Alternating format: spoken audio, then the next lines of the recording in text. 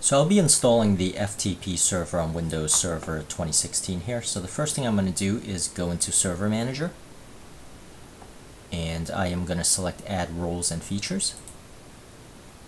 I'm going to click Next in this default page, select the top role-based or feature-based installation, select the server that I am going to install into, which is this first server here, and I will be scrolling down, expanding web server.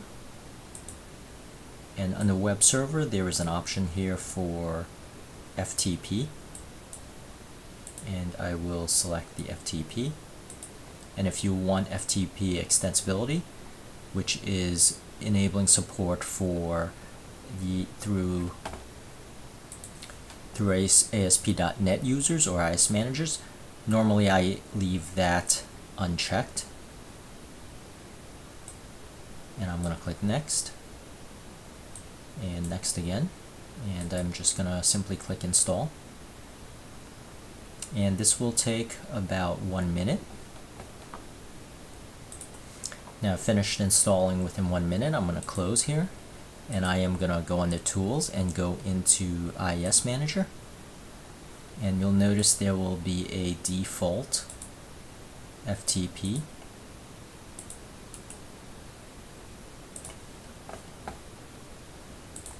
So under Sites, there's a default website. If you highlight Sites, I'm going to go over here and say Add FTP Website, and I will simply call this the default FTP Site.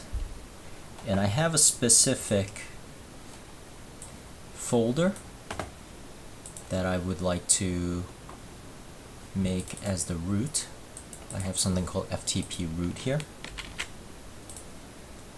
and I am going to point that directory to the location, and I am simply going to say no SSL, otherwise this would be FTPS,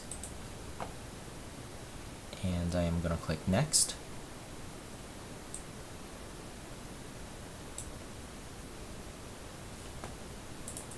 And this is the authentication, and I will be configuring this later because I'm going to explain to you a little bit about the users and how the permissions actually work. So I'm going to click Finish here,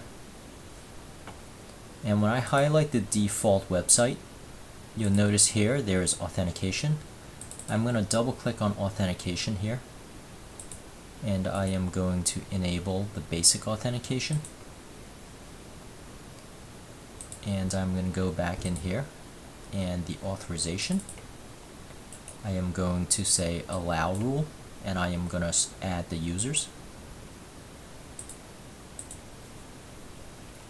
And these will be Windows users. So for example, when I go to Control Panel, Administrative Tools, Computer Management, this will be the local users that I am adding.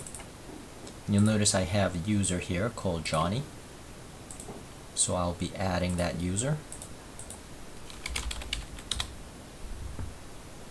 and I will be giving that user read-write permissions.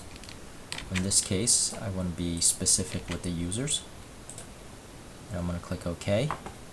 And to test this, I can go into any FTP client. For example, I am using FileZilla here, and I am simply going to test localhost, and I will be using the Windows password, and I am going to do a quick connect here, and you'll notice it was able to log in. And that's really it. That is how you test the FTP and set up a user. And keep in mind that these users are Windows users here. And that's really it. Thank you for watching. And if this was helpful, please subscribe.